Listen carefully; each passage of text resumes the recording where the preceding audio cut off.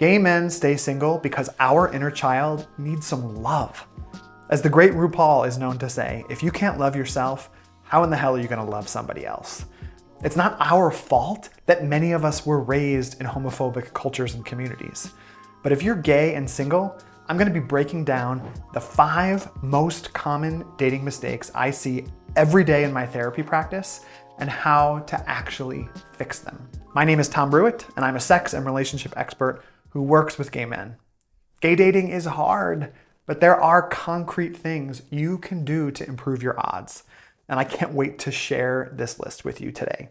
Let's be honest, many gay men have impossibly high standards, harsh inner critics, and a hard time loving ourselves. It's not our fault. Most of us were raised in homophobic or heteronormative cultures that taught us to hide, shrink, or perform to be accepted. But here's the good news. Once we understand what's getting in our way, we can actually start dating smarter and with a lot more self-compassion. According to a recent study conducted by Justin Lay Miller and the Kinsey Institute that looked at dating in 2025, single people are going on an average of just 3 dates a year. That is a shockingly low number of chances to connect with someone. If you're one of those people, no judgment, but you're really gonna have to make those 3 dates count if you want to connect with a partner. Dating sucks for many. It's hard, uncomfortable, vulnerable, but I wanna give you a roadmap for how to date better. Now, I wanna say it again. Dating is not for the faint of heart. A friend of mine recently connected with a guy online. They hit it off and spent hours talking over FaceTime. They shared what felt like their whole lives with one another. After several weeks of connecting like this, they decided to meet in person. Only the problem was this guy lived in a different part of the country and asked my friend to loan him some money for a plane ticket. Big red flag. My friend was so excited to meet this guy that a plane ticket seemed like a drop in the bucket if this person was going to be the person he could spend the rest of his life with. You can probably see where this story is heading.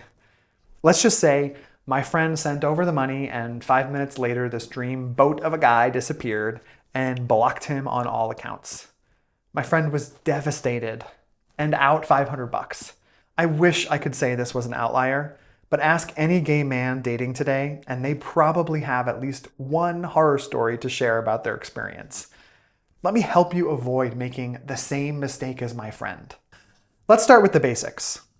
Number 1, you have to be honest on your dating profiles. If your dating profile says you love hiking, but you haven't touched a trail since the Obama administration, it's time to get honest with yourself. If your photos are from a decade ago, or you're not being clear about what you're actually looking for on the apps, you're only hurting your chances. Here's the deal. Authenticity attracts authenticity. If you start your dating journey by curating a version of yourself that isn't real, you're going to attract the wrong type of guy. Plus, it's just unethical. So what can you do about it? Show up honestly. Write your profile like you're talking to a friend. Include things you actually enjoy doing, and don't apologize for who you are. Whether you're a top, a side, kinky, nerdy, or spiritual, own it. There's nothing wrong with who you are. Mistake number 2, you're checking boxes instead of looking for a genuine connection. This one is huge. Many gay men approach dating like a job interview.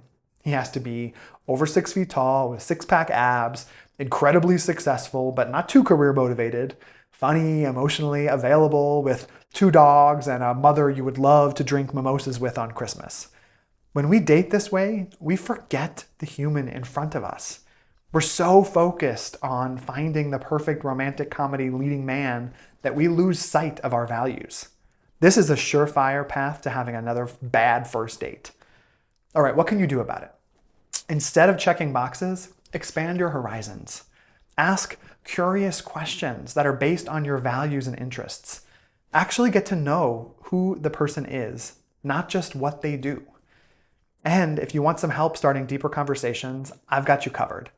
Click on the link below and download my free 48 relationship discussion cards for gay men. They're full of fun, vulnerable questions that help you skip the small talk and get real fast. Download them today by clicking on that link before your next first date. All right, mistake number 3. Your attachment style is running the show. Attachment science is all the rage in pop psychology these days. But what is attachment science? Basically, attachment science refers to how we connect and attach to our romantic partners. There's plenty of science behind it, and I go into this more in other videos. But simply put, some of us fall more on the anxious side of the scale, and we obsess about the next text message we're going to send, or how we answered a question during the date, or a million other small and big things when we start to meet somebody new. Our fear gets activated. Others go more towards the avoidant side of the scale. In other words, they crave closeness, but they back away when things get real. They avoid texting back. They shy away and pull back when they get scared. And a lot of us are somewhere in between, swinging between anxious and avoidant ways of interacting.